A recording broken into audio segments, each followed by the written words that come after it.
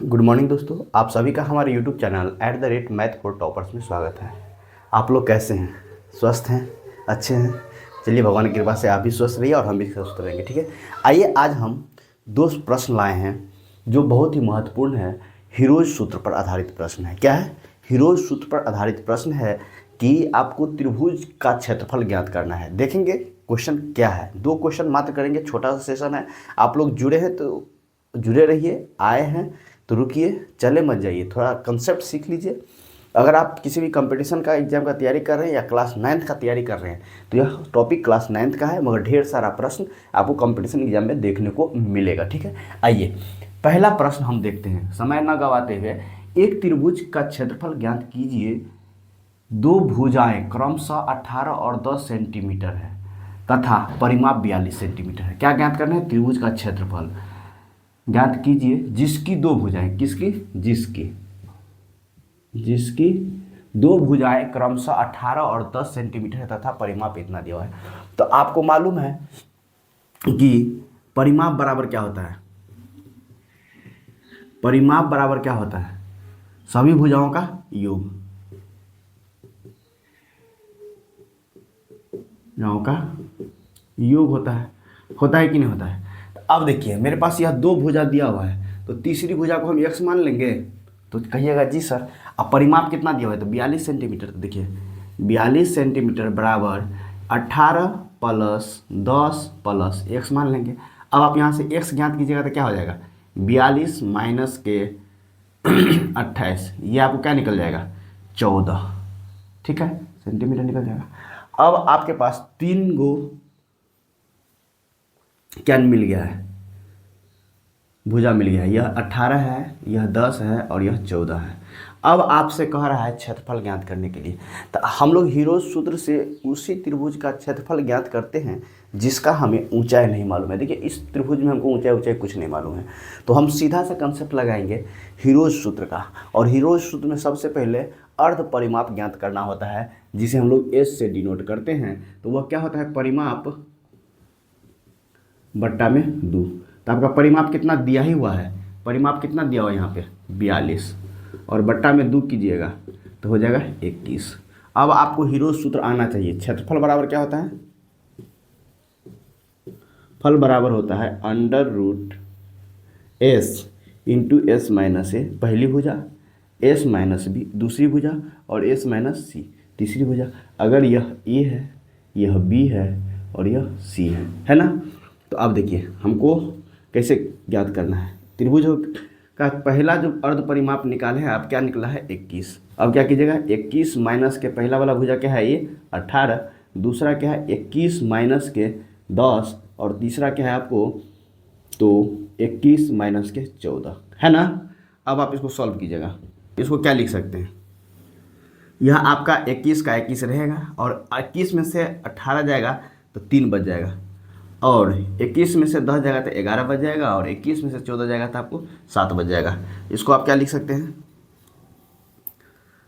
7 गुने 3 लिख सकते हैं 21 को, और ये 3 ऑलरेडी है, और गुने 11 है ही, और गुने 11 यहाँ रख लिख दिए लास्ट में। अब देखिए 7 और 7 दो बार है, और 3 और 3 दो बार है, तो यह बाहर जब निकलेगा तो आपको क्या निकलेगा? 7 और गुने 3। अंडर रूट के अंदर में क्या रह जाएगा? सिर्फ एक पद है तो यह 11 रह जाएगा।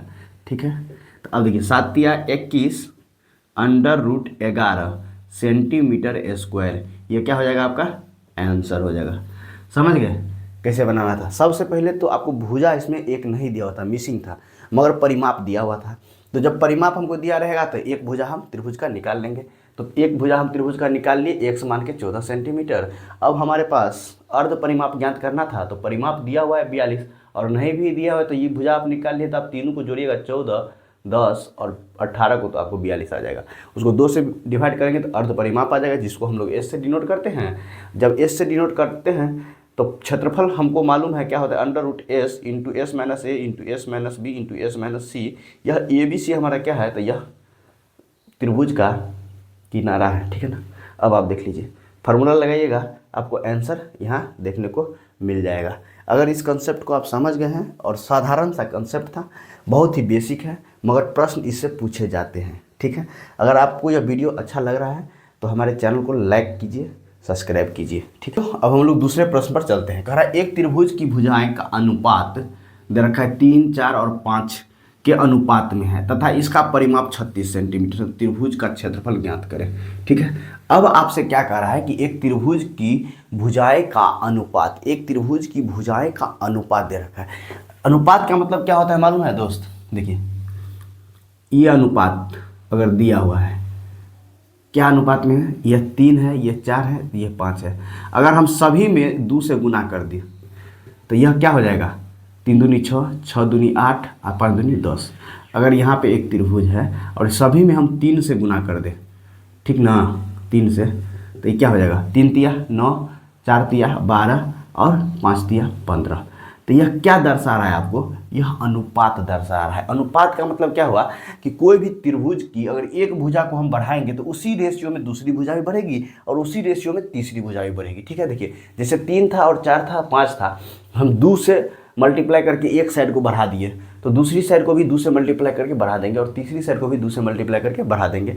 ठीक उसी तरह से अगर हम 3 से मल्टीप्लाई किए पहली साइड को तो हम ना आया, तो उसी तरह से दूसरी साइड को 4 को 3 से मल्टीप्लाई करेंगे तो 12 आएगा और तीसरी साइड को भी करेंगे तो 5 को 3 से तो 15 आएगा। मतलब रेशियो जो है तीनों साइड के लिए, तीनों भुजा के लिए यूज करेंगे हम। अगर मल्टीप्लाई करेंगे तो तीनों में मल्टीप्लाई करेंगे, वही अनुपात होता है। और अनुपात तथा इसका परिमाप दे दिया है 36 सेंटीमीटर। ये बाबू अनुपात है, यह भुजा की लंबाई नहीं दी हुई है, नहीं दी हुई है। आप भुजा की लंबाई कैसे निकालिएगा? अब मान लेते हैं हम, ये क्या है 3x + 4x + 5x। ये 1, 2, 3 जो हम लिखे ना उसको x मान लिए, उसका मान हम कुछ भी डाल सकते हैं, 1 डाल सकते हैं, 2 डाल सकते हैं, 3 डाल सकते हैं। इसीलिए हम क्या रख लिए हैं 3x + 4x + 5x बराबर कितना बाबू? तो आपको 36 दे रखा है। क्या दे रखा है? 36 दे रखा है। मतलब कि इस रेशियो वाले त्रिभुज का जो है सो परिमाप कितना है? तो 36 है। अब इसको आप जोड़िए 3x + 4x + 5x, 3, 4, 7, 5 12x। 12x का मान आपको कितना दे रखा है बाबू? 36। तो अब x का मान क्या दे रखा है? 36/12। अब इसको आप काटिए, 12 तिया 36। तो x का मान कितना निकल गया? 3 निकला ना।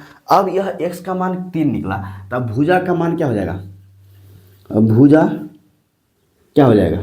पहला भुजा क्या हो जाएगा? a का मान क्या निकालिएगा? 3 × 3 तो 9 सेंटीमीटर। दूसरा क्या निकालिएगा? b बराबर 4 × 3 बराबर 12 सेंटीमीटर और c बराबर क्या निकालिएगा? 5 × 3 बराबर 15 सेंटीमीटर। अब क्या निकालना है आपको? अर्ध परिमाप। अर्ध परिमाप कैसे निकालिएगा? तो s बराबर अर्ध परिमाप कितना है? 36/2, इसको काट दीजिए, कितना हो जाएगा? 18। अब आपको कुछ करना ही नहीं है, अब आपको सिर्फ सूत्र लगाना है क्षेत्रफल का। क्षेत्रफल बराबर क्या निकालना है? √s × s - a पहली भुजा, s - b दूसरी भुजा और s - c तीसरी भुजा। अब आप सिर्फ s का मान आपको मालूम है कितना है, तो 18 है। अब 18 × 18 माइनस के a का मान कितना निकाले हैं? 9 × 18 माइनस b का मान कितना है? 12 गुने कितना? 18 और c का मान कितना है? 15। अब आप इसको निकाल लीजिए, 18 गुने या 9 गुने या 6 और गुने या 3। इसको आप एक बार अच्छा से लिख लीजिएगा। तो क्या लिखिएगा? 18 क्या लिख सकते हैं? 9 गुने 2 गुने 6 को आप क्या लिख सकते हैं? 2 गुने 3 और ये एक वाला ये 9 बचा हुआ है तो इस 9 को यहाँ लिख दीजिए और ये 3 को आप यहाँ लिख दीजिए। अब इसको आप फिर से सजा के लिख लीजिए। सजाए क्या लिखिएगा? तो 1 9 और 1 9 2 9, तो 9 गुने 9, 1 और 1 2, तो 2 गुने 2 और गुने 3 और 3, तो 3 गुने 3। इसको आप जब लिखिएगा तो देखिए, इसमें से 2 गो 9 है तो 1 बाहर आ जाएगा, 2 गो 2 है तो 1 बाहर आ जाएगा और 3 गो 2 गो 3 है तो 1 गो 3 बाहर आ जाएगा। तो ये कितना आ जाएगा? 9 तिया 27 दूनी 54 सेंटीमीटर स्क्वायर। यही आपका आंसर होगा। अगर आप हमारे इस सवाल को समझ गए हैं और सवाल समझाने के तरीके को समझ गए दोस्त, तो एक बार हमारे चैनल को सब्सक्राइब कर लीजिए और लाइक कीजिए और प्यारा सा कमेंट जरूर दीजिएगा कि यह पढ़ाने का तरीका हमारा आपको कैसा लगा। हम आपके लिए रोज़ आते हैं टाइम पर आते हैं। आप हमारे साथ जुड़िए और अपनी तैयारी को मजबूत कीजिए। धन्यवाद।